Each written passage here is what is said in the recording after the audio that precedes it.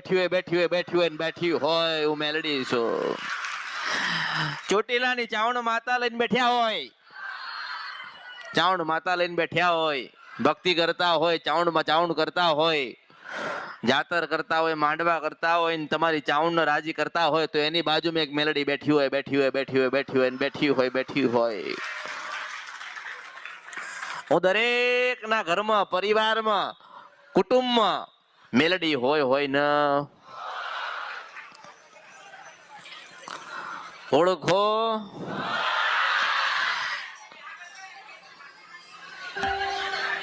જેની ભક્તિ પ્રબળ છે, જેનામાં સહન શક્તિ હશે, જેનામાં ધીરજ હશે, એની માં બોલવા આવે હું મેલડી છું.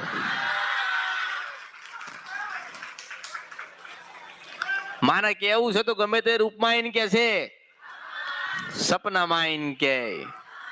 બહુ વધારે ભક્તિ કરતા હોય તો કેવા આવે, એનાથી પ્રબળ ભક્તિ હોય તો ડોશીના રૂપે મળે. તમે ક્યાં ગોતો છો?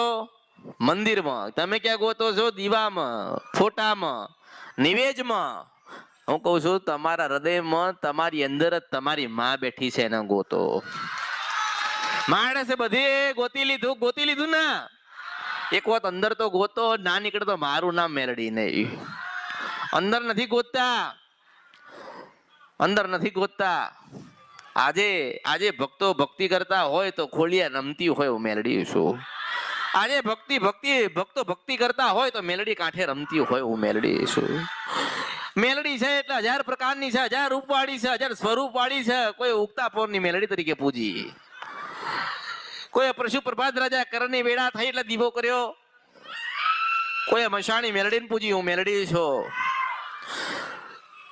કોઈ એમના વડવાની પૂજી, કોઈ ભક્તિ વાળી પૂજી, કોઈ સ્મશાન વાળી પૂજી, કોઈ વર્તા વાળી પૂજી, કોઈ કે મામા મોહાળ વાળી પૂજી, કોઈ કે પ્રેમ ને મોહબ્બત વાળી પૂજી. જેને પૂજી એ ન્યાલ થયો હું મેલડી છું.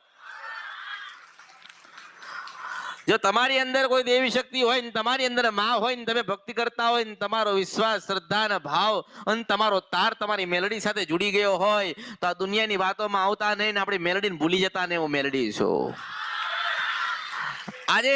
આજે તમારા જીવનમાં દુઃખ આવશે, દર્દ આવશે, તાવ આવશે, તડકો આવશે, દુનિયામાં કોઈ બચાવવા નહીં આવે, કોઈ છોડાવવા નહીં આવે, કોઈ સારું કરવા નહીં આવે, પણ તમારા મંદિરમાં, તમારા મઠોમાં અને તમારા હૃદયમાં તમારી માં મેલડી બેઠી હશે ને તમારો પોકાર જાય ને પશુ પ્રભાત રાજા કિરણની વેળા થાય ને હોનાના નડિયા કરવા